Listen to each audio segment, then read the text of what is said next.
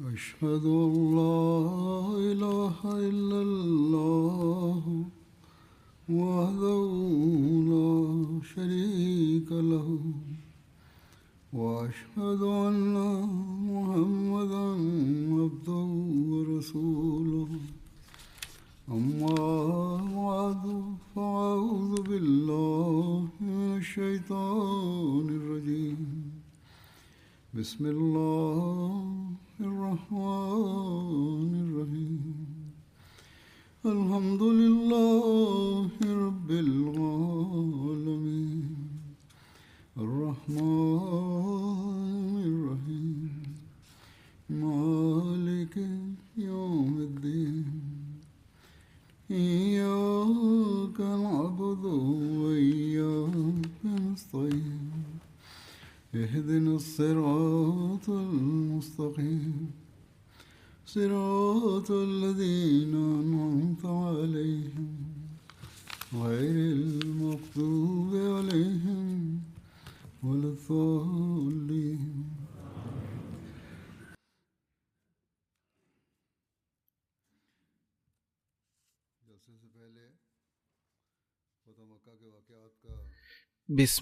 Bismillahirrahmanirrahim. Hadrat Amirul Mu'minin sọ wípé ṣáájú kí jásà tó wáyé, ọ̀rọ̀ nípa ìborí Mákà ni ó ń lọ lọ́wọ́. A ti mẹ́nubà bí àwọn ọ̀tá ẹgbẹ́bí Islam kọ̀ọ̀kan ṣe gba Islam. Màá tún mẹ́nubà àwọn mìíràn báyìí. Wahshi bin Harb, èyí ni ẹni tí ó ṣe ikú pa Hazrat Hamza ní ojú ogun Uhud. Ní àsìkò ìborí Mẹ́kà, ó sá lọ sí ilẹ̀ Taif. Nígbà tí àwọn ará ilẹ̀ Taif wá gba Islam, òun náà wá, ó sì gba Islam. Nínú ẹgbàá Bukhari, ẹ̀là ń lọ nípa bí Wahshi ṣe gba Islam. Òun fúnra rẹ̀ ni ó ṣe àlàyé pé òun dúró ní Mẹ́kà títí tó fi di pé Islam tàn káàkiri nínú rẹ̀. Lẹ́yìn náà, mo sá lọ sí Taif. Àwọn ènìyàn wá fi ìró ránṣẹ́ sí òjíṣẹ́ ńlá sallallahu alayhi wa sallam.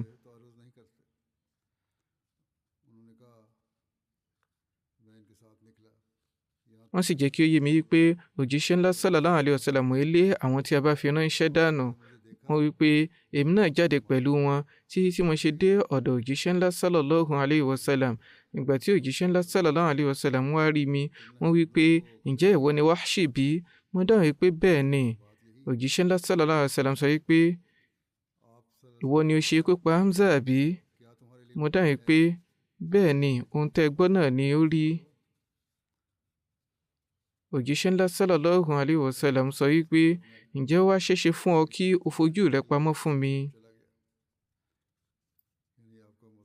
Wọ́n wípé lẹ́yìn eléyìí, lẹ́yìn ìbánisọ̀rọ̀ yìí mo kúrò níbẹ̀. Ohun tí ọ̀rọ̀ òjíṣẹ́ ńlá sallallahu alayhi wa sallam túmọ̀ sí ni wípé má jẹ́ kí n máa rí ọ kí n má bàa tún máa rántí. Lẹ́yìn náà, ìgbà tí òjíṣẹ́ ńlá sallallahu alayhi wa sallam papòdà, tí Musailama òkùrọ̀ bẹ̀rẹ̀ sí ní dá súnmọ̀ mi sílẹ̀, mo wí pé ní báyìí màá jáde láti lọ kojú Musailama kí n ṣe ikú pa á, kí n lè bá tàtàrí bẹ́ẹ̀ ṣe ìtanràn ìṣekú pa Hazrat Hamza. Wọ́n wí pé èmi náà jáde pẹ̀lú àwọn ènìyàn, ó sì kó àtúnbọ̀tán tí ó kò, èyí ni pé wọ́n ṣe ikú pa á. Wọ́n wí pé mo rí ẹnìkan láàrin ihò ìgànná tí ó dúró. Ó dà gẹ́gẹ́ bí ràkúnmí aláwọ̀ rúṣúrúṣú, bẹ́ẹ̀ sì ni irun rẹ̀ rí rádaràda lásìkò náà. Ìyẹn nígbà tí ó rí Musailama òpùrọ́. Wọ́n wí pé mo jù ní ọkọ̀ mi. Ọkọ̀ mi sì wọ́ ní àyà títí tó fi di pé ó kọjá níbi èjìká rẹ̀ méjèèjì. Wọ́n tún wí pé ìkan nínú àwọn Ansar náà tara ṣàṣàdọ́dọ̀ rẹ̀, wọ́n sì bù nídà lórí. Lọ́nà báyìí ni wọ́n gbà ṣe ikú pa á. Ọ̀rọ̀ tún wà nípa Sarah tí í ṣe ẹrúbìnrin Amr bin Hashim, olórin ni. Ṣáájú ìborí Mákà, ó ti lọ sí ọ̀dọ̀ òjíṣẹ́ ńlá sallallahu alaihi wasallam tọrọ àwọn àránṣẹ́ kọ̀ọ̀kan wípé òun wà nínú ìpọ́njú. Òjíṣẹ́ ńlá sallallahu alaihi wasallam wípé èmi ni ó ṣe àwọn orin tó máa ń kọ. Èyí ni wípé orin ló máa ń kọ láti pawó tẹ́lẹ̀. Ó wípé látìgbà tí wọ́n ti ṣe ikú pa àwọn sàràkí àwọn abọ̀rìṣà ní ojú ogun Badr, wọ́n ti fòpin sí mímáa gbọ́ orin. Òjíṣẹ́ ńlá sallallahu alaihi wasallam fún ní ẹrù ọkà ràkúnmí kan. Báyìí ni ó darí sí ọ̀dọ̀ àwọn Quraishi. Ibn Khatal ni ó máa ń kọ àwọn gbólóhùn orin búburú fún tó ń ti gbogbo ẹ̀bùn tí ó gbà, kò dẹ́kun ìwà búburú rẹ̀. Ó tẹ̀síwájú láti máa kọrin búburú. Ọ̀dọ̀ rẹ̀ ni wọ́n ti rí àkọ́ránṣẹ́ Hazrat Khatib ní jọ́kíní àná. Ó padà wá gba Islam tí ó sì ṣẹ̀mí títí di Samani Hazrat Umar. Báyìí ni ẹrúbìnrin Ibn Khatal mìíràn tí í ṣe Fartana. Òun náà máa kéwì búburú nípa òjíṣẹ́ ńlá sallallahu alaihi wasallam. Òun náà padà gba Islam. Lẹ́yìn náà ọ̀rọ̀ wà nípa bí Hazrat Harith bin Hisham ṣe gba Islam. Ó jẹ́ ìkan nínú àwọn gbajúgbajà sàràkí ilẹ̀ Mẹ́kà. Ọbàkan ni ó sì jẹ́ fún Abu Jahl. Ọbàkanbìnrin Hazrat Khalid bin Walid ní aya rẹ̀ ní àsìkò ìborí Mẹ́kà. Òun àti Abdullah bin Abi Rabi'a lọ sí ilé Hazrat Hani nítorí wípé Hazrat Ali ń tọpa wọn bọ̀ láti ṣe ikú pa wọ́n. Hazrat Hani wá kó àwọn méjèèjì, wọ́n fi wọ́n pamọ́ sí inú ilé wọn. Wọ́n sì lọ síwájú òjíṣẹ́ ńlá sallallahu alaihi wasallam.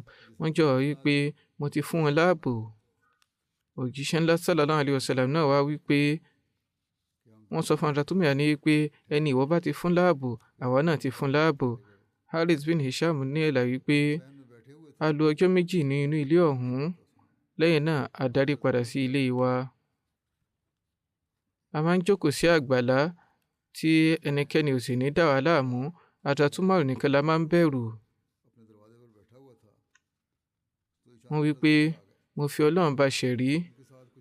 Mo róṣọ mọ́ra lọ́jọ́ kan tí mo sì jókòó sí ibi ẹnu ọ̀nà mi.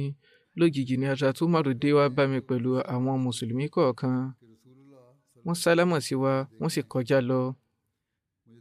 Wọ́n wípé ojú bẹ̀rẹ̀ sí ní tì mí wípé òjíṣẹ́ ńlá sallallahu alaihi wasallam á rí mi. Nítorí pé gbogbo ààyè láàrin àwọn abọ̀rìṣà ni òjíṣẹ́ ńlá sallallahu alaihi wasallam ti rí mi tẹ́lẹ̀. Báyìí mo wá rántí ire, àánú àti ìrẹ́pọ̀ òjíṣẹ́ ńlá sallallahu alaihi wasallam. Lẹ́yìn náà mo lọ pàdé wọn nígbà tí wọ́n ń wọ Masjid Haram. Wọ́n pàdé mi tọ̀yàyà. Mo sálámọ̀ sí wọn. Mo wá ka kálímà ṣàhádà. Òjíṣẹ́ ńlá sallallahu alaihi wasallam sọ wípé gbogbo ẹ̀yìn tí Ọlọ́run ọba aláàánú ṣe, Olúwa tí ó tọ́ sójú ọ̀nà tí ó tọ́. Irú èèyàn bíi tiẹ̀, báwo ló ṣe fẹ́ jìnnà sí Islam? Harith wípé mo fi Ọlọ́run ọba ṣẹ̀rí. Mo ti rí báyìí pé èèyàn ò lè ta kété sí Islam. Lẹ́yìn náà a tó rí bí Suhail bin Amr ṣe gba Islam. Sàràkí Mẹ́kà ni òun náà jẹ́. Òun sì ni aṣojú àwọn Quraishi ní àsìkò májẹ̀mú Hudaybiyah. Suhail bin Amr ní ẹ̀là wípé nígbà tí òjíṣẹ́ ńlá sallallahu alaihi wasallam wọ Mẹ́kà tí wọ́n borí, mo lọ sí inú ilé mi, mo sì tilẹ̀kùn pa.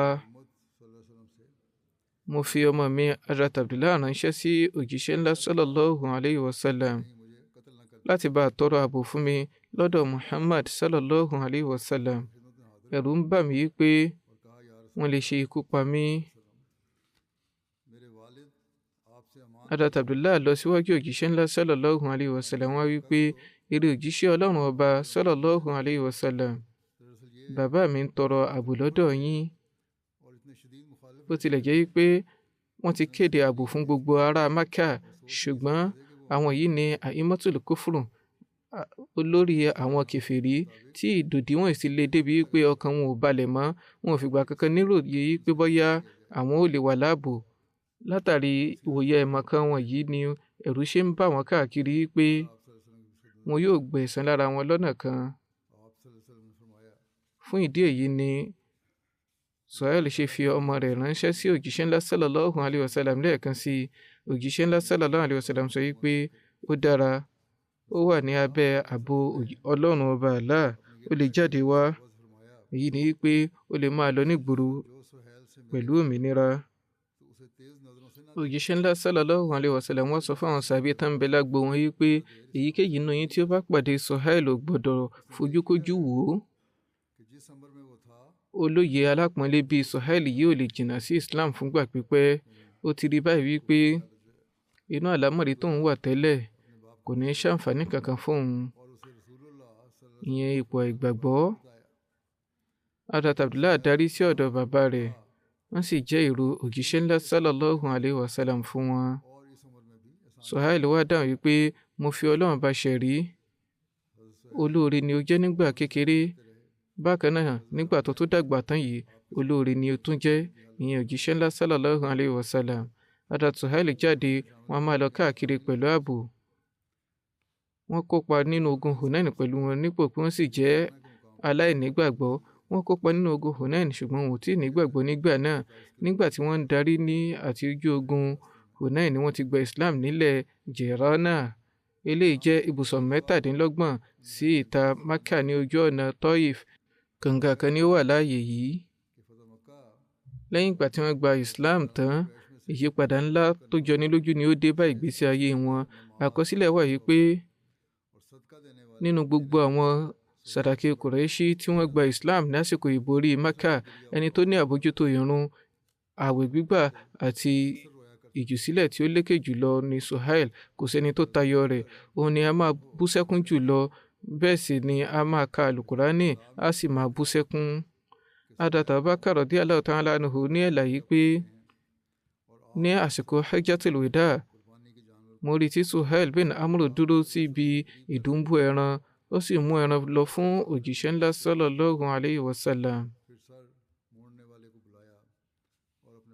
òjíṣẹ́ ńlá sallallahu alaihi wasallam á fọ ara wọn dúnbú ẹran náà. lẹ́yìn èyí wọ́n pe onígbàjámọ̀, wọ́n sì bá wọn fa irun wọn. wọ́n yí pé mo rí Suhail lọ́jọ́ náà tí ó mú irun oníbùkún òjíṣẹ́ ńlá sallallahu alaihi wasallam tó fi ń kan ojú rẹ̀. ìyẹn ni pé àwọn irun tí ó jábọ́ lọ́dọ̀ òjíṣẹ́ náà sallam, ọwọ́ Suhail ni ó jábọ́ sí, ó bẹ̀rẹ̀ sí ní fi kan ojú rẹ̀. lásìkò ọ̀hún mo rántí pé Suhail yìí kan náà ni ó jẹ́ pé lásìkò ìpẹ̀tùsí Hudaybiyah ó kọ̀ fún wọn láti kọ Bismillahir Rahmanir Rahim nígbà tí wọ́n bẹ̀rẹ̀ májẹ̀mú ọ̀hún, kò sì tún gbà fún wọn láti kọ Rasul pẹ̀lú Muhammad. fódiwọ̀n ìgbà tí wọn ò tí ì yọ Rasulullah kúrò níbẹ̀, kò tẹ̀síwájú láti bẹ̀rẹ̀ sí ní kọ májẹ̀mú ọ̀hún. Hazrat Abubakar radiyallahu ta'ala anhu sọ wípé mo gbóríyìn fún Ọlọ́run ọba tó tọ́ Suhail sí ojú ọ̀nà Islam. nígbà tí ó sì tọ́ sọ́nà tán, ó wá dé ipò tí ó lékè nínú ìṣẹ̀mí òdodo. wọ́n á máa mẹ́nu bà ìkan nínú ìṣe Suhail bin Amr wípé ó jẹ́ni tí ó dáńtọ́ nínú ìbánisọ̀rọ̀ láàrin àwọn Kùrẹ́ṣì. nígbà ogun Badr, ọwọ́ àwọn mùsùlùmí tẹ̀ nígbà tí ó sì jẹ́ kèfèrí. ó fi àmì sí ibi ètè rẹ̀. Hazrat Umar wá tọrọ lọ́dọ̀ òjíṣẹ́ ńlá sallallahu alaihi wasallam wípé èrè òjíṣẹ́ Ọlọ́run ọba, àwọn eyín iwájú rẹ̀ méjèèjì yìí ẹ jẹ́ kí a fàyọ níbi tí wọ́n fi àwọn àmì ọ̀hún sí, kó mọ́ bá ní àǹfààní láti sọ̀rọ̀ búburú tako òjíṣẹ́ ńlá sallallahu alaihi wasallam mọ́. tẹ́ bá ti yọ eyín iwájú rẹ̀ kò ní lè sọ̀rọ̀ tí ò tọ́ mọ́. òjíṣẹ́ ńlá sallallahu alaihi wasallam sọ wípé ìrẹ̀ Umar, ò bá dá sílẹ̀, láìpẹ́ láì jìnnà yóò dúró sí ààyè kan tí ìwọ fúnra rẹ̀ wàá gbóríyìn fún un. Hazrat Umar radiyallahu ta'ala anhu kúkú fẹ́ kí wọ́n fìyà jẹ lọ́jọ́ náà ni, ṣùgbọ́n òjíṣẹ́ ńlá sallallahu alaihi wasallam sọ pé ó tí o, ẹ ò gbọ́dọ̀ ṣe nǹkan kan fún un. àsìkò náà yóò dé tá a dúró sí ààyè kan, a pe àwọn gbólóhùn kan léyìí tí wàá kan sára sí. ní ṣókí, wọ́n wí pé àsìkò náà dé nígbà tí òjíṣẹ́ ńlá sallallahu alaihi wasallam ń papòdà. ó di pé ìgbàgbọ́ àwọn ará Mẹ́kà bẹ̀rẹ̀ sí ní mì. ìgbà tí àwọn Kùrẹ́ṣì rí tí àwọn ará Mẹ́kà bẹ̀rẹ̀ sí ní pẹ̀sìndà, tí Hazrat Ata bin Asid Umawi tí òjíṣẹ́ ńlá sallallahu alaihi wasallam yàn fún wọn gẹ́gẹ́ bí ajẹ́lẹ̀. ó tètè lọ farasin níbi tí nǹkan ti díbàjẹ́ dé. Lásìkò ọ̀hún Hazrat Suhail bin Amr dìde láti bá àwọn ènìyàn sọ̀rọ̀. Wọ́n sọ yìí pé ẹ̀yin ikọ̀ Quraishi o, ẹ̀yin ni ẹ kẹ́yìn wọ inú Islam, ẹ̀yin lẹ gbẹ̀yìn wọnú Islam. Ẹ má mà tó ṣe jẹ́ ẹni àkọ́kọ́ tí yóò pẹ̀sìn dá. Mo fi Ọlọ́run ọba ṣẹ̀rí, ẹ̀sìn yìí yóò tàn káàkiri ayé bí oòrùn àti òṣùpá ṣe ń yọ tí wọ́n sì ń wọ̀.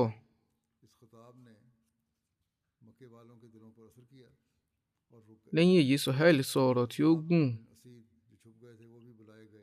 Ìbánisọ̀rọ̀ yìí ni ó lapa lára àwọn ará Mákà tí pẹ̀sìndà wọn fi dáwọ́.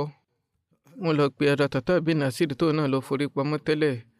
Wọ́n pè wọ́n jáde, àwọn Quraishi sì dúró ṣinṣin lójú ọ̀nà ìgbàgbọ́ wọn. Ọ̀rọ̀ tún wá nípa bí Hazrat Utbah àti Mu'attib ṣe gba Islam. Ẹgbàá wà látọ̀dọ̀ Hazrat Abbas wípé ní ọjọ́ ìborí Mákà, òjíṣẹ́ ńlá sallallahu alaihi wasallam sọ fún mi wípé àwọn ìbátan rẹ̀, àwọn ọmọ Abu Lahab, Utbah àti Mu'attib dà? Mo wí pé mi ò máa rí wọn. Òjíṣẹ́ ńlá sallallahu alaihi wasallam sọ wípé mi ò rí wọn, ibo náà wà? Hazrat Abbas sọ wípé àwọn náà ti lọ farasin gẹ́gẹ́ bí àwọn abọ̀rìṣà yòókù. Òjíṣẹ́ ńlá sallallahu alaihi wasallam sọ wípé ẹ lọ pè wọ́n wá fún mi. Hazrat Abbas bọ́ sórí ẹran ìgùn. Wọ́n lọ sí Urna, eléyìí tí ó jẹ́ ìpẹ̀tẹ́lẹ̀ kan nítòsí Arafah. Wọ́n lọ kó wọn wá. Òjíṣẹ́ ńlá sallallahu alaihi wasallam ń pè wọ́n sójú ọ̀nà Islam. Àwọn méjèèjì sì tẹ́wọ́ gbà á. Wọ́n sì ṣe báyà. Lẹ́yìn náà, òjíṣẹ́ ńlá sallallahu alaihi wasallam dìde, wọ́n gbá wọn lọ́wọ́ mú. Wọ́n sì darí wọn lọ sí Multazim, èyí tí í ṣe àyè kan láàrin Hajar Aswad àti ògiri Kaaba. Ó wà nínú súnnà láti rọ̀gbọ̀kú sí bíbá iṣẹ́ àdúrà, ó sì jẹ́ àyè kan fún ìtẹ́wọ́gbà àdúrà. Wọ́n ṣe àdúrà fúngbà díẹ̀, lẹ́yìn náà wọ́n darí. Ayọ̀ hàn lójú wọn lọ́jọ́ náà. Hazrat Abbas wípé eré òjíṣẹ́ Ọlọ́run ọba sallallahu alaihi wasallam, kí Olúwa tẹ̀síwájú láti máa tù yín nínú. Mo rí ipa ayọ̀ lójú yín. Òjíṣẹ́ ńlá sallallahu alaihi wasallam wípé mo ṣe àdúrà níwájú Olúwa kó bá mi fi ìtọ́sọ́nà fún àwọn ọmọ ẹ̀gbọ́n bàbá mi méjèèjì yìí. Olúwa sì gbà bẹ́ẹ̀ fún mi. Àtúnwárí ọ̀rọ̀ bí Safwan bin Umayyah ṣe gba Islam. Safwan bin Umayyah jẹ́ ọmọ Umayyah bin Khalaf tí ó jẹ́ sàràkí ilẹ̀ Mákà ní àsìkò ojú dúdú. Ìkànnù àwọn ẹni ọ̀wọ̀ Mákà ni ó jẹ́, ó sì jẹ́ ìkànnù àwọn tí ó tó dáńtọ́nú ìbánisọ̀rọ̀ nínú wọn. Ọ̀tá ìgbẹ̀bí ló sì jẹ́ fún Islam pẹ̀lú. Ó wà náà àwọn tí wọ́n máa ń fi ara ní àwọn Mùsùlùmí ní Mákà. Lẹ́yìn ogun Badr, ó tó pète láti ṣe ikú pa òjíṣẹ́ ńlá sallallahu alaihi wasallam. Òun ló ti Umair bin Wahab fún ojúṣe yìí. Bó tilẹ̀ jẹ́ pé orúkọ rẹ̀ sínú àwọn tí wọ́n ní kí wọ́n ṣe ikú pa ní àsìkò ìborí Mẹ́kà, ṣùgbọ́n òun fúnra rẹ̀ ti na pápọ̀ bora látàrí ìfòyà pẹ̀lú ìwòye pé bóyá wọn yóò ṣe ikú pa òun. Ó ti gba Òkun Pupa lọ sí ọwọ́lẹ̀ Jeddah. Umair bin Wahab tí ó jẹ́ ọ̀rẹ́ rẹ̀ tí yóò ti gba Islam. Òun ni Umair tí Safwan fìgbà kan rán sí Medina pẹ̀lú gbólóhùn wípé kó ṣe ikú pa òjíṣẹ́ ńlá sallallahu alaihi wasallam. Òun sì gbọ́ bùkátà gbogbo àwọn ẹbí rẹ̀. Ṣùgbọ́n nígbà tí Umair dé Medina, òjíṣẹ́ ńlá sallallahu alaihi wasallam mọ gbogbo ète rẹ̀. Nígbà tí ó rí iṣẹ́ ìyanu yìí, lẹ́sẹ̀kẹsẹ̀ ni Umair gba Islam. Ní àsìkò ìborí Mẹ́kà, Umair yìí ni ó ń wá gbogbo ọ̀nà kí ọ̀rẹ́ rẹ̀ Safwan yìí kí ó di Mùsùlùmí. Eléyìí ni nǹkan tí ó ń yọ lẹ́nu. Báyìí Hazrat Umair bin Wahab lọ síwájú òjíṣẹ́ ńlá sallallahu alaihi wasallam. Wọ́n tọrọ wípé eré òjíṣẹ́ Ọlọ́run ọba, Safwan jẹ́ sàràkí àwọn ìran mi. Látàrí ìbẹ̀rù ni wọ́n ṣe sá fún yín. Ẹ fún wọn ní ààbò. Òjíṣẹ́ ńlá sallallahu alaihi wasallam sọ wípé ààbò yóò máa jẹ́ tiẹ̀. Báyìí wá tọrọ wípé ẹ jọ̀ọ́ ẹ fún mi ní ohun kankan tí ó jẹ́ àmì tí mo lè fi hàn láti ọ̀dọ̀ yín gẹ́gẹ́ bí àmì.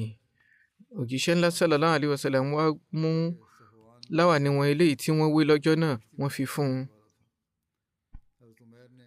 Hazrat Umar bẹ̀rẹ̀ ìrìn àjò títí tó fi ká Safwan mọ́ ibi odò tí ó ti fẹ́ wọ ọkọ̀ ojú omi. Hazrat Umar sọ fún wípé mo ti dé látọ̀dọ̀ ẹni tí ó mọ́ jùlọ nínú gbogbo ẹ̀dá tó sì ní ètò okùn ẹbí tí ó dára ju gbogbo ará yòókù lọ, torí náà má ṣe para rẹ run. Mo ti mú ààbò wá fún ọ láti ọ̀dọ̀ òjíṣẹ́ ńlá sallallahu alayhi wa sallam. Safwan sọ wípé mi ò ní padà pẹ̀lú rẹ títí tí wàá ṣe fi àmì kan hàn mí, eléyìí tí màá fi mọ̀ wípé òdodo ni. Báyìí ó fi láwàní tí wọ́n fi fún un hàn. Safwan bọ́ sí ọwọ́ Hazrat Umar. Ó déwájú òjíṣẹ́ ńlá sallallahu alayhi wa sallam. Nígbà náà òjíṣẹ́ ńlá sallallahu alayhi wa sallam ṣẹ̀dárí àwọn mùsùlùmí ní ìrun asri ni. Nígbà tí wọ́n sálámà, Safwan ké lóhùn rárá wípé ìrẹ́ Muhammad sallallahu alayhi wa sallam, Umar ni ó mú aṣọ yín dọ́dọ̀ mi wípé ẹ ti fún mi láàbò. Òjíṣẹ́ ńlá sallallahu alayhi wa sallam sọ wípé òdodo ni. Ó wípé ẹ jọ̀ọ́ ẹ fún mi ní ìyọ̀ǹda oṣù méjì, mi ò tíì ṣe tán láti gba Islam báyìí. Òjíṣẹ́ ńlá sallallahu alayhi wa sallam sọ wípé a fún ọ lóṣù mẹ́rin, a nírètí pé wàá gba Islam. Báyìí ni Safwan tẹ̀síwájú láti máa gbé Mákà nípò àìgbàgbọ́ rẹ̀. Ìgbà tí wọ́n lọ sí Hawazim tí wọ́n sì ń pín èrè ogun lẹ́yìn ogun Hunain àti Taif, wọ́n rí Safwan tí ó ń wo àwọn ibi ìpẹ̀tẹ́lẹ̀ tí ó ń kún fún ẹran.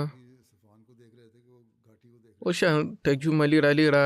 Òjíṣẹ́ ńlá sallallahu alayhi wa sallam rí Safwan báyìí níbi tó ti ń fẹjú mọ́ ibi tí wọ́n kó àwọn ọ̀rọ̀ sí.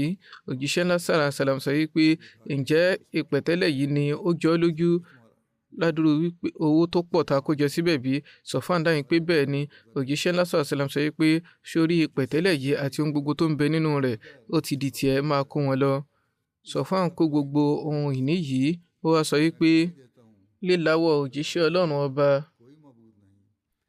ó tayọ líláwọ́ ẹ̀dá yòókù.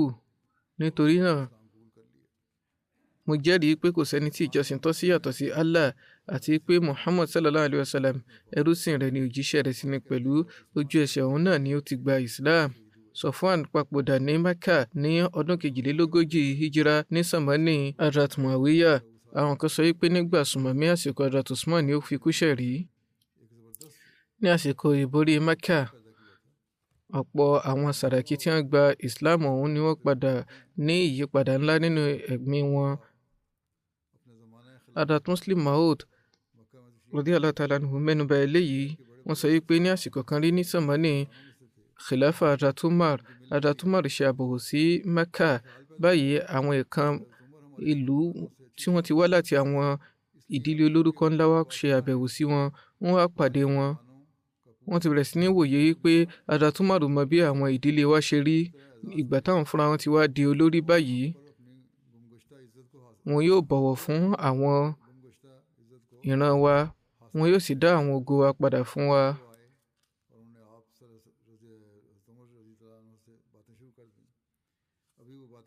Báyìí ni wọ́n dé. Wọ́n bẹ̀rẹ̀ sí ní bá Hazrat Umar radiyallahu ta'ala anhu sọ̀rọ̀. Ibi tí wọ́n ti ń sọ̀rọ̀ lọ́wọ́ ni Hazrat Bilal wọ agbo Hazrat Umar. Lẹ́yìn ìgbà díẹ̀, Hazrat Khabab náà wọlé dé. Lọ́kàn òjọ̀kan báyìí ni àwọn tí wọ́n ti kọ́kọ́ nígbàgbọ́ náà, àwọn ẹrú, wọ́n bẹ̀rẹ̀ sí ní wọlé. Àwọn ẹrú tí wọ́n kọ́ nígbàgbọ́ yìí wọ́n bẹ̀rẹ̀ sí ní wọlé lẹ́yọ kọ̀ọ̀kan. Àwọn yìí ni àwọn ẹni tó ṣe wípé wọ́n á máa ṣiṣẹ́ sin àwọn adarí ìtẹ́lẹ̀ àbí àwọn bàbá wọn. Ní ṣókí, àwọn ìkàn ìdá yìí wọ́n wà lórí ìjókòó. Àwọn tí wọ́n sì ń wọlé jẹ́ àwọn tó ti jẹ́rú wọn àtàwọn bàbá wọn sẹ́yìn. Nígbà tí wọ́n wà ní ipò ẹrú, àwọn ẹni yìí wọ́n máa fi ara ni wọ́n máa fi ìjìyà jẹ wọ́n lọ́pọ̀lọpọ̀. Bí oníkálukú àwọn ẹrú ṣe ń wọlé bẹ́ẹ̀ ni Hazrat Umar ń kí wọn káàbọ̀ tó ń bọ̀wọ̀ fún wọn. Wọ́n ń bọ̀wọ̀ fún wọn lẹ́ni yìí ní ọjọ́ tòní. Hazrat Muslim Maud kọ wípé Hazrat Umar kí gbogbo àwọn ẹrú ọ̀hún káàbọ̀ lẹ́yọ kọ̀ọ̀kan bí ìgbà tó jẹ́ pé àwọn ni sàràkí. Wọ́n sì ń sọ fáwọn sàràkí pé kí wọ́n máa sún sẹ́yìn. àwọn Sàràkí wọn máa sábà jókòó síwájú nígbà tí àwọn onígbàgbọ́ àṣáájú yìí tí wọ́n bẹ̀rẹ̀ sí ní dé, wọ́n bẹ̀rẹ̀ sí ní sọ fún àwọn tí ó ń jẹ́ Sàràkí Mákà pé kán máa sún sẹ́yìn lẹ́yọ kọ̀ọ̀kan, tí tó fi di pé àwọn Sàràkí tí wọ́n pàdé Hazrat Umar yìí wọ́n sún mẹ́yìn tí wọ́n fi dé ẹnu ọ̀nà. Ní àsìkò ọ̀hún, ìgbà tó jẹ́ pé kì í ṣe àwọn gbọ̀ngàn ńláńlá, àwọn yàrá kéékèèké náà ni wọ́n, torí náà kò lè gba gbogbo ènìyàn. Eléyìí fà tí gbogbo àwọn Sàràkí ṣe sún mẹ́yìn tí wọ́n ṣe ní láti jókòó sí ibi tí wọ́n kó àwọn bàtà sí. Nígbà tí àwọn Sàràkí Mẹ́kà yìí wá dé ibi tí wọ́n kó àwọn bàtà sí, táwọn fúnra wọn náà tí ń fojú ara wọn rí bí àwọn ẹrú ṣe bẹ̀rẹ̀ sí ní wọlé lẹ́yọ kọ̀ọ̀kan, tí wọ́n sì sọ wípé káwọn máa sún sẹ́yìn nítorí wọn. Eléyìí bà wọ́n lọ́kàn jẹ́. Hazrat Muslim Maud kọ wípé Ọlọ́run Ọba náà ṣe ní àsìkò ọ̀hún tó jẹ́ wípé lẹ́sẹẹsẹ ni ọ̀pọ̀lọpọ̀ àwọn mùsùlùmí ọ̀hún dé, tó jẹ́ wípé wọ́n ti fìgbà kan jẹ́ ẹrú àwọn kèfèrí yìí rí tẹ́lẹ̀. Tó bá jẹ́ pé lẹ́ẹ̀kan náà ni wọ́n ní kí wọ́n sún sẹ́yìn ni, kò bá má dùn wọ́n púpọ̀, ṣùgbọ́n nítorí pé léraléra ni wọ́n ní kí wọ́n máa sún sẹ́yìn, èyí ò jẹ́ kí ara wọn lè gbà mọ́. Eléyìí mú wọn jáde síta. Nígbà tí wọ́n dé ta, wọ́n bẹ̀rẹ̀ sí ní fẹ̀hónú hàn síra wọn wípé ẹ̀yin náà wo bí wọ́n ṣe tàbùkù wa lọ́jọ́ tòní, bí àwọn ẹrú kọ̀ọ̀kan ṣe ń wọlé, wọ́n ní ká máa sún sẹ́yìn tí tá a fi ní láti jókòó síbi àwọn bàtà wa. Ìkànnì wọn wá dáhùn wípé tá ń lẹ̀bi eléyìí, ṣé Umar ni àbí àwọn bàbá wa? Bí ẹ bá ronú sí i, ẹ mọ̀ yìí pé Hazrat Umar ò lẹ́bi kankan nínú eléyìí lẹ̀bi àwọn bàbá wa. Ìjìyà rẹ̀ sì ni a jẹ lọ́jọ́ tòní, nítorí pé ìgbà tí Ọlọ́run bá gbé òjíṣẹ́ rẹ̀ dìde, àwọn bàbá wa ni wọ́n kọ̀ tí wọ́n dòdì rẹ̀, ṣùgbọ́n àwọn ẹrú ọ̀hún tẹ́wọ́ gbà, wọ́n sì fi tayọ̀tayọ̀ gba gbogbo ìnira. Nítorí ẹ̀ ló fi jẹ́ wípé bí a bá kọ ẹ̀tẹ́ lọ́jọ́ tòní, Umar ò lẹ́bi kankan bẹ́ẹ̀, àwa la lẹ́bi. Àwọn yòókù gbọ́ èyí, wọ́n sọ wípé bẹ́ẹ̀ ni, a ti gbà wípé látàrí ẹ̀bi àwọn bàbá wa ni a ṣe jẹ ìyà yìí. Ǹjẹ́ ọ̀nà kankan ń bẹ láti fọ àbùkù yìí dànù bí àbí ọ̀sán náà mọ́? Oníkálukú wọn bẹ̀rẹ̀ sí ní jíròrò, ṣùgbọ́n nǹkan kan wá sórí ẹ̀mí wọn. Torí náà ẹ jẹ́ ká kúkú lọ bi Hazrat Umar fúnra rẹ̀. Ọ̀nà wo ni a lè gbà bọ́? Báyìí wọ́n lọ sí ọ̀dọ̀ Hazrat Umar. Wọ́n wí pé ohun gbogbo tó kúkú ṣẹlẹ̀ sí wa lénìí, ẹ̀yin fúnra yín mọ̀ dáadáa, àwa náà sì mọ̀ àgbọ́yé. Hazrat Umar wí pé ẹ bá foríjìn mí, ìwọ̀ ni ó jẹ́ fún mi, nítorí wípé àwọn ẹni yìí ni àwọn ẹni tó ṣe wípé lágbo òjíṣẹ́ ńlá sallallahu alaihi wasallam, àwọn ẹlẹ́ni ọ̀wọ̀, wọ́n lè jẹ́rú tiyín lóòótọ́, ṣùgbọ́n lágbo òjíṣẹ́ ńlá sallallahu alaihi wasallam, ẹni ọ̀wọ̀ ni wọ́n jẹ́. Eléyìí ni ó ṣe jẹ́ ìwọ̀ fún èmi náà láti bọ̀wọ̀ fún wọn. Wọ́n wí pé a ó kú mọ̀ pé ẹ̀bi wa ni, ṣùgbọ́n ǹjẹ́ ọ̀nà kankan wà ń bẹ láti fọ àbùkù yìí dànù bí? Hazrat Muslim Maud sọ wípé àwa tí a wà láyé lóde òní, àwa tí a kalẹ̀ sáyé lóde òní, yóò ṣòro fún wa láti ṣe òdiwọ̀n irú ipa tí àwọn Sàràkí Mákà ní àsìkò ọ̀hún lára àwọn èèyàn wọn. Ṣùgbọ́n Hazrat Umar mọ̀ wọ́n dé kúlẹ̀kúlẹ̀. Mákà ni a ti bí wọn, Mẹ́kà ni wọ́n dàgbà sí. Lára bẹ́ẹ̀, wọ́n mọ irú ògo tí bàbá àwọn ọ̀dọ́ ọ̀hún ní àsìkò náà. Hazrat Umar mọ̀ wípé ẹnikẹ́ni ò tiẹ̀ ní lè ṣíjú wò wọ́n bí tí wò ó mọ́. Wọ́n mọ̀ wípé wọ́n jẹ́ ẹni ẹ̀rù jẹ̀jẹ̀ láàrin àwọn ènìyàn. Nígbà tí wọ́n sọ ọ̀rọ̀ yìí, gbogbo ìṣẹ̀lẹ̀ yìí wá sórí ẹ̀mí Hazrat Umar, omijé sì mú wọn. Látàrí ìkóni ní papámọ́ra yìí, wọn ò lè sọ̀rọ̀ mọ́. Wọ́n kàn gbé ọwọ́ wọn sókè, wọ́n fi ìka tọ́ka sí ọ̀nà àríwá, eléyìí tó túmọ̀ sí pé ogun kan ń lọ lọ́wọ́ ní àríwá nísìn, ìyẹn ní Syria. Bí ẹ̀yin náà bá lọ kópa nínú àwọn ogun ọ̀hún, bóyá ó ṣeé ṣe kí ó jẹ́ ìtanràn. Báyìí ni wọ́n gbéra dìde láti bẹ̀, wọ́n sì tara ṣàṣà lọ kópa nínú àwọn ogun náà. Ìtàn fi yé ni wípé gbogbo àwọn ọmọ àwọn Sàràkí tí wọ́n lọ lọ́jọ́ náà kò séyìí tí ó darí láàyè. Gbogbo wọn ni wọ́n fi kú ṣẹ̀rí ní ojú ogun. Lọ́nà báyìí, wọ́n fọ gbogbo ẹ̀tẹ́ tí ó ń bẹ lórúkọ àwọn ẹbí wọn dànù. ẹ̀lá wà yìí pé ní ojú ogun Yarmouk àwọn Sàràkí ọ̀hún wọ́n gbé ìgbésẹ̀ akínkanjú. Lára báyìí Hazrat Muslim Maud mẹ́nubà yìí pé nígbà tí ogun tán àwọn mùsùlùmí bẹ̀rẹ̀ sí ní wá Ikrima àti àwọn ẹmẹ̀wà rẹ̀ káàkiri. Wọ́n á rí i pé méjìlá ń bẹ nínú wọn tó ṣe yí pé ó ti gba ọ̀pọ̀lọpọ̀ ọgbẹ́ sára. Nínú wọn ni Ikrima. Akọni mùsùlùmí kan lọ sí ọ̀dọ̀ rẹ̀. Wọ́n wo ipò tí Ikrima wà ní àsìkò náà níbi tó ti dìbàjẹ́ dé. Wọ́n wí pé ìrẹ́ Ikrima, àpò omi wà lọ́dọ̀ mi, ò bá mu mi díẹ̀. Ikrima wá bojú wo ẹ̀gbẹ́. Ó rí ọmọ Hazrat Abbas, ìyẹn Hazrat Fadl nínú ọgbẹ́. Ikrima sọ fún akọni mùsùlùmí yìí pé iyì mi ò lè gbà á kó jẹ́ yí pé àwọn ẹni tí wọ́n ṣe alátìlẹyìn òjíṣẹ́ ńlá sallallahu alaihi wasallam nígbà tí èmi jẹ́ olódì wọn, àwọn àti àwọn ọmọ wọn yóò kú nínú òǹgbẹ ìmẹ́wàá mọ́mi láti máa ṣẹ̀mí. Ìwúrí ìnáni ọmọlàkejì ni ó ti wọ̀ wọ́n lára báyìí. Wọ́n sọ fún yín pé kọ́kọ́ lọ fún Hazrat Fadl bin Abbas ní omi, bí díẹ̀ bá ṣẹ́kù ó wá lè gbé wá bá mi. Mùsùlùmí yìí lọ sí ọ̀dọ̀ Hazrat Fadl. Àwọn náà tó tọ́ka sí ẹnì kẹta tó wà ní ọgbẹ́ yìí pé ẹ kọ́kọ́ lọ fún lómi náà, ó lẹ́tọ̀ọ́ sí jù mí lọ. Wọ́n lọ sí ọ̀dọ̀ tiẹ̀. Òun náà tó ní tọ́ka sí ẹlòmíràn tó ti gbọgbẹ́ yìí pé ó lẹ́tọ̀ọ́ sí jù mí lọ, torí náà kọ́kọ́ lọ fún lómi. Báyìí ló fi jẹ́ pé èyíkéyìí ọmọ ogun tí ń bá lọ sọ́dọ̀ rẹ̀ á rán wọn lọ sọ́dọ̀ ẹlòmíràn, èyíkéyìí inú wọn ò sì mú. Ìgbà tí wọ́n dé ọ̀dọ̀ ọmọ ogun kẹyìn, òun ti papòdà. Wọ́n darí sọ́dọ̀ àwọn ẹni ìṣáájú tí wọ́n fi dé ọ̀dọ̀ Ikrima, ṣùgbọ́n gbogbo wọn ni wọ́n ti papòdà. Òjíṣẹ́ ńlá sallallahu alaihi wasallam yan àwọn ikọ̀ kọ̀ọ̀kan fún ìpolongo sójú ọ̀nà Ọlọ́run ọba Allah àti wíwó àwọn òrìṣà ńláńlá kọ̀ọ̀kan. Ọ̀rọ̀ nípa wọn lọ báyìí. Lẹ́yìn ìborí Mẹ́kà, òjíṣẹ́ ńlá sallallahu alaihi wasallam rán àwọn ikọ̀ lọ sí àwọn àyè kọ̀ọ̀kan. Ohun tó jẹ́ àfojúsùn wọn kì í ṣe ogun ní àsìkò yìí. Àfojúsùn wọn ni láti pèpè sí ojú ọ̀nà Ọlọ́run ọba Allah, kí wọ́n sì wó àwọn òrìṣà kọ̀ọ̀kan tí wọ́n ti gbé sí àwọn àyè kọ̀ọ̀kan, léyìí tí ó ń dí àwọn èèyàn lọ́nà láti nígbàgbọ́ nínú Ọlọ́run ọba kan ṣoṣo. Èyí tí ìfòyà asán wọn jẹ́ nǹkan tí ó ti gbògò lórí ẹ̀mí àwọn ènìyàn. Eléyìí sì ń dí wọn lọ́nà láti nígbàgbọ́ nínú Ọlọ́run ọba ọ̀kan ṣoṣo. Àwọn òrìṣà ńlá mẹ́ta kan wà tí wọ́n gbògò lẹ́mìí ọ̀pọ̀lọpọ̀ Lárúbáwá. Orúkọ wọn ni Lat, Manat àti Uzza. Lat ni òrìṣà Taif. Ó lógo lọ́kàn gbogbo ọmọ Lárúbáwá nígbà náà. Wọ́n á máa forúkọ rẹ̀ búra, wọ́n á sì máa dúnbù nǹkan fún un.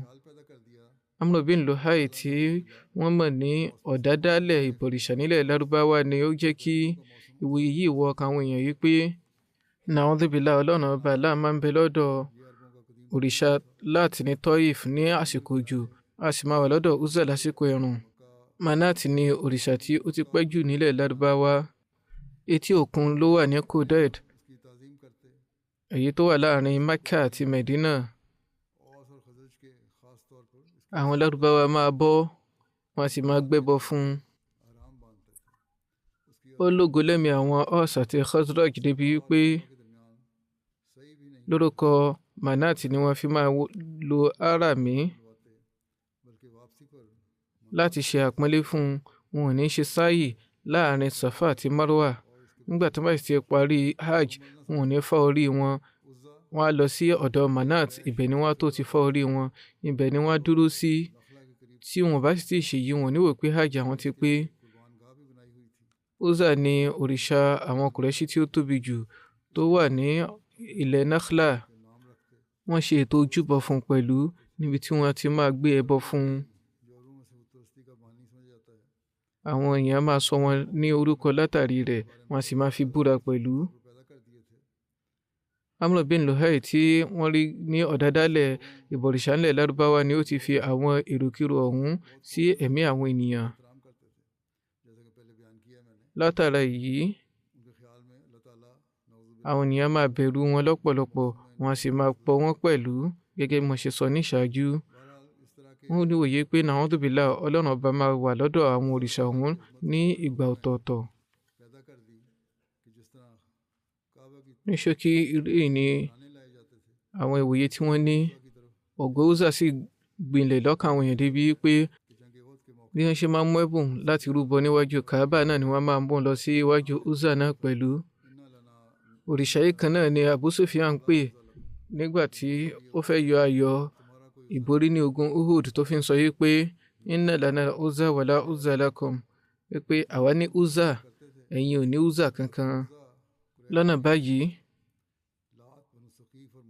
àwọn Lárúbáwá máa gbóríyìn fún àwọn òrìṣà mẹ́tẹ̀ẹ̀ta, ṣùgbọ́n Uzza ni ó ń bẹ fún àwọn Quraysh ní pàtó, Lat wà fún àwọn Banu Sakif, tí Manat sì wà fún àwọn Aws àti Khazraj.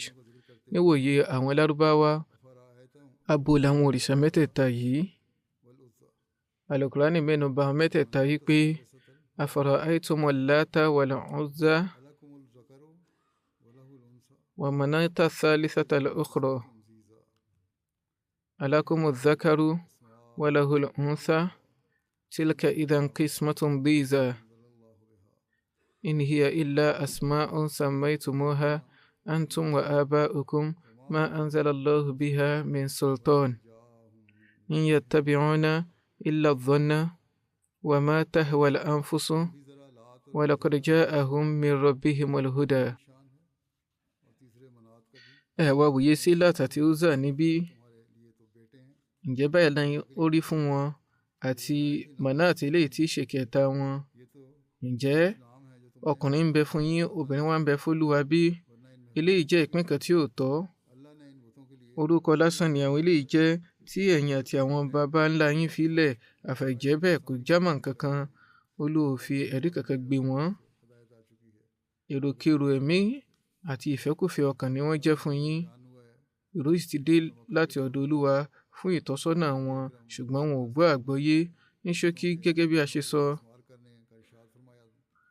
lẹ́yìn ìborí Mákà, òjíṣẹ́ ńlá sallallahu alayhi wa sallam fi àṣẹ sílẹ̀ kí wọ́n lọ wó àwọn òrìṣà ọ̀hún, kí gbogbo àwọn ìfòyà asán àti ògo asán tó ń bẹ lọ́kàn àwọn ènìyàn lè dópin.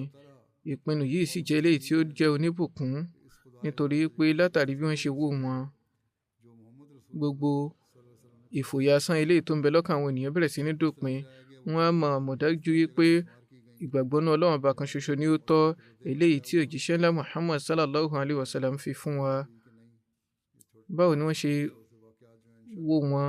kí sì ni nǹkan tí ó jáde látàrí ibẹ̀? ǹjẹ́ àwọn ẹnìkan kan dòdì wọn àbí wọn ò dòdì wọn? eléyìí ni àwọn ìṣẹ̀lẹ̀ tí a máa mẹ́nubà lọ́jọ́ iwájú inshallah. lẹ́yìn irun, máa darí janaza gaib méjì. ìkànnù wọn ni ti Makaram Chaudhry Abdul Ghaffur Sahib, tí wọ́n jẹ́ ọmọ Chaudhry Ghulam Qadir Sahib láti Jamshur ní Hyderabad. wọ́n papòdà ní ọjọ́ tí ó kọjá lọ ní ẹni ọdún 92. Inna lillahi wa inna ilayhi raji'un. ìdílé àwọn ọmọ onílẹ̀ ni wọ́n ti wá. níbẹ̀rẹ̀ àwọn ọdún 1900 ni wọ́n kú láti Bagudakot lọ sí Kot Ahmadiyya. látàrí ìfẹ́ fún khilafa àti jama ni bàbá wọn ṣe fi wọ́n ránṣẹ́ sí Qadian láti lọ kẹ́kọ̀ọ́ ẹ̀sìn àti tayé ní ọdún 1942. ibẹ̀ ni Chaudhry Sahib ti kọ́ ẹ̀kọ́ títí di àsìkò tí wọ́n ní láti kó lọ sí Pakistan. wọ́n sì jèrè wípé wọ́n wà ní agbo àwọn àgbààgbà àtàwọn sàábé. nígbà tí wọ́n kó lọ tán, wọ́n tẹ̀síwájú nínú ẹ̀kọ́ wọn ní Chennai àti Robwa. lẹ́yìn èyí, wọ́n kẹ́kọ̀ọ́ gboyè nínú mechanical engineering ní Karachi ní ọdún 1993. nígbà tí wọ́n ṣiṣẹ́ fẹ̀yìntì tán, wọ́n fi ẹ̀mí wọn jìn fún ìlànà ẹ̀sìn. wọ́n ní àǹfààní àti iṣẹ́ ní Uganda fún ọdún 2. wọ́n jẹ́ akíkanjú nínú ìjọ Ahmadiyya. wọ́n nífẹ̀ẹ́ ìfarajìn fún ọmọ aráyé, ọkàn wọn sì gbòòrò. wọ́n máa ṣe àránṣe fún àwọn ènìyàn láì ṣe àdáyanrí. wọ́n máa wà níwájú nínú ìṣe ìjùsílẹ̀ owó wọn.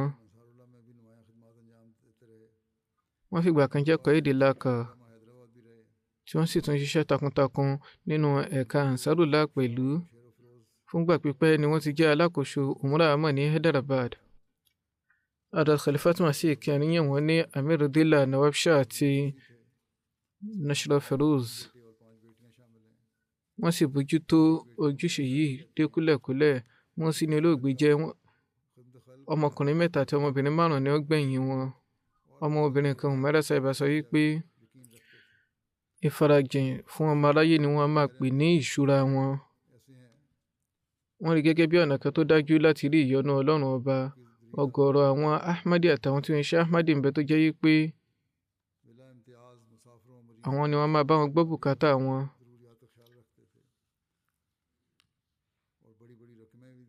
Láì ṣe àdáyanrí, wọ́n máa ṣe àránṣe owó fún àwọn onírìn àjò, àwọn aláìní àti àwọn tó bá wà ní àárẹ̀.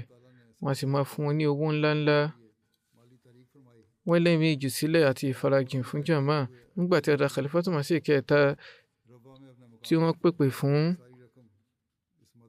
ìjùsílẹ̀ fún ayẹyẹ 100 ọdún, lẹ́sẹ̀kẹsẹ̀ ni wọ́n ṣe labbaik. Ọjọ́ kejì ni wọ́n ta ilé wọn tó wà ní Rọ́bùà, wọ́n sì kó gbogbo rẹ̀ fún ojúṣe yìí. Ní ọdún 1966, Hadrat Khalifatul Masih kẹta wọ́n lọ sí ilẹ̀ Sindh lẹ́yìn ìgbà tí wọ́n di khalifa. Wọ́n dé ilé wọn ní Kot Ahmadiyya ní Hyderabad náà pẹ̀lú.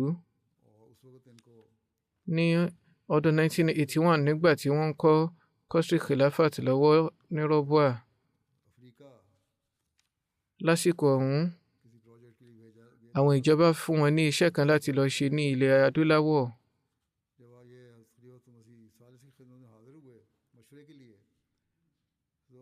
Àǹfààní ńlá ni eléyìí jẹ́ fún wọn.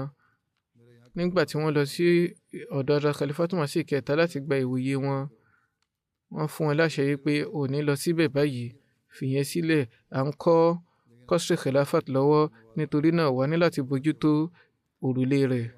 Ní ọjọ́ kejì báyìí ni wọ́n bẹ̀rẹ̀ sí ní ṣe iṣẹ́ yìí tí wọ́n sì dúró síbẹ̀, ṣùgbọ́n Olú Ọlọ́run bá san wọ́n lẹ́san.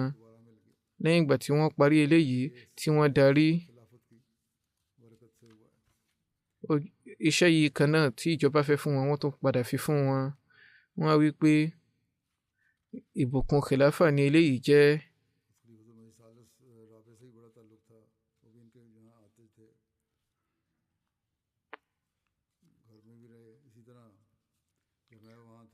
Wọ́n ní ìbáṣepọ̀ tó dára pẹ̀lú Hadrat Khalifatul Masih kẹrin náà, wọ́n á máa délé wọn.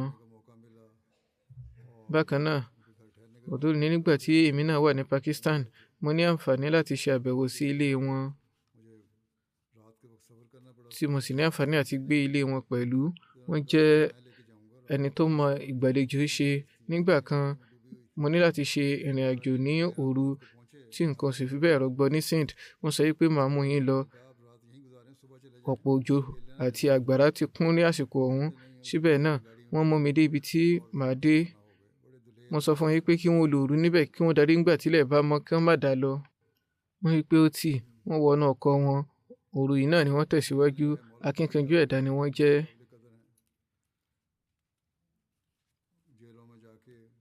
Àwọn ìgbìyànjú wọn fáwọn tí wọ́n tì mọ́lé lójú ọ̀nà Ọlọ́run ọba náà ṣe gbóríyìn fún. Wọ́n á lọ sí ibi àwọn ẹ̀wọ̀n ọ̀hún. Wọ́n á ṣe ìgbìyànjú láti bá àwọn aláṣẹ sọ̀rọ̀. Wọ́n á ṣe oríṣiríṣi ètò àti ìpèsè fún wọn. Ọkàn wọn kún fún ìfarajìn fún ọmọ aráyé. Wọ́n á máa tọ́jú àwọn ẹbí àti àwọn aláìní. Wọ́n ní ìfẹ́ tí ó jinlẹ̀ fún ètò khilafa. Gbogbo ìpèpè khalifa àsìkò wọn máa jẹ́ lásìkò. Ó mọ́ wọn lára láti máa dárúkọ khilafa nínú àwọn ìjíròrò wọn ojoojúmọ́. Àwọn tí wọ́n ṣe Ahmadi tí wọ́n mọ̀ wọ́n gan náà, wọ́n á máa mẹ́nu bà ire wọn. Wọ́n lapa rere lára wọn.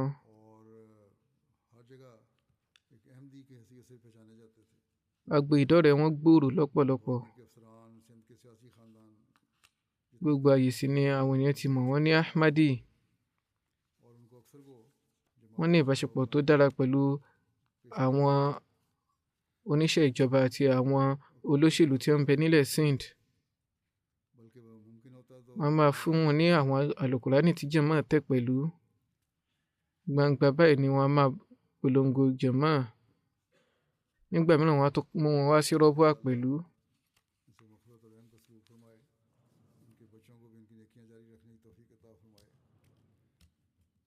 kọ́lọ́run bá ṣàforíjì àti àánú fún wọn kó sì jẹ́ kí àwọn ọmọ wọn lè tẹ̀síwájú nínú iṣẹ́ rere wọn. ẹni tí ó kàn láti mẹ́nu bà ní Mukarram Muhammad Ali Sahib láti Chak 275 Kartarpur ní Faisalabad. àwọn náà papòdà ní ọjọ́ tí ó kọjá lọ ní ẹni 70 ọdún.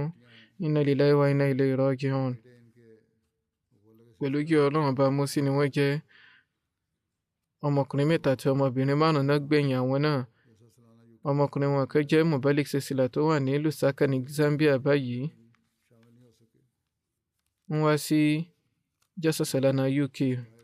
wọ́n kópa ní Jasasalana UK, wọn ò sì ní àǹfààní láti kópa nínú janaza bàbá wọn.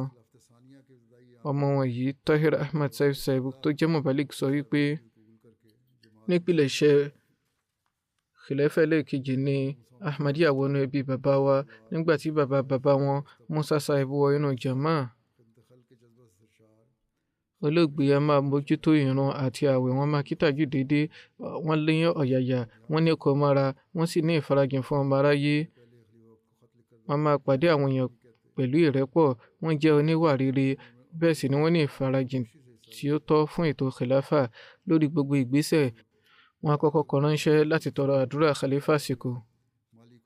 wọ́n máa kópa nínú àwọn ètò jama ibi tí ìkápá wọn bá mọ.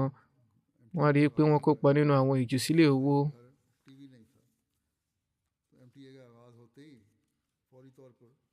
nígbà tí a bẹ̀rẹ̀ MTA, wọn ò ní mọ̀máwòrán nínú ilé wọn tẹ́lẹ̀.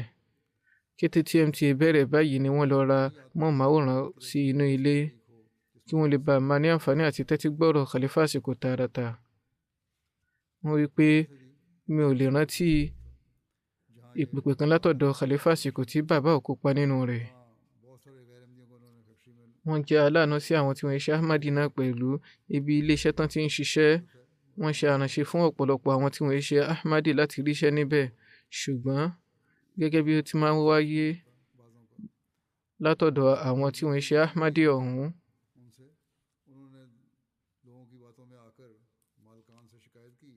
tí wọn ò ní mọ rírì nǹkan tí èèyàn bá ṣe tó ń ti gbogbo àránṣe tí wọ́n ṣe fún wọn. ọ̀rọ̀ àwọn ènìyàn tí wọ́n gbọ̀ngbọ̀n tí wọ́n fi lọ́ọ́ fi ẹ̀hónú hàn sí àwọn tí wọ́n ní ilé iṣẹ́, tí wọ́n sì tì wọ́n títí tí wọ́n fi lé wọn kúrò ní ibi iṣẹ́. wọ́n lé wọn kúrò lẹ́nu iṣẹ́, ṣùgbọ́n wọn ò ṣe awuyewuye kankan nípa rẹ̀. wọ́n wólẹ̀ síwájú Ọlọ́run ọba fún ìjírẹ̀bẹ̀. lẹ́yìn ìgbà díẹ̀, àwọn tó ní ilé iṣẹ́ ní tó padà pè wọ́n sì dá wọn padà sí ipò tí wọ́n ti wà tẹ́lẹ̀. síbẹ̀ náà, wọ́n tẹ̀síwájú láti máa ṣe dáadáa sí àwọn ẹni tí wọ́n ti wu ìwà ọ̀hún sí wọn. wọ́n tẹ̀síwájú láti máa ràn wọ́n lọ́wọ́ níbi iṣẹ́.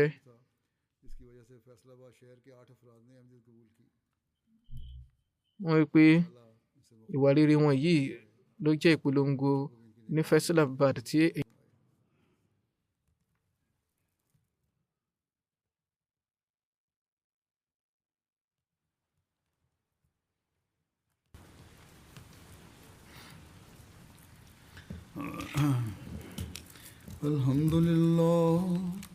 الحمد لله نحمده ونستعينه ونستغفره ونؤمن به ونتوكل عليه ونعوذ بالله من شرور أنفسنا ومن سيئات أعمالنا. من يهده الله فلا مضل له ومن يضلل فلا هادي له. ونشهد أن لا إله إلا الله ونشهد أن محمدا عبده ورسوله. عباد الله رحمكم الله، إن الله يأمر بالعدل والإحسان وإيتاء ذي القربى وينهى عن الفحشاء والمنكر والبغي يعظكم لعلكم تذكرون. اذكروا الله يذكركم وادعوه يستجب لكم ولذكر الله أكبر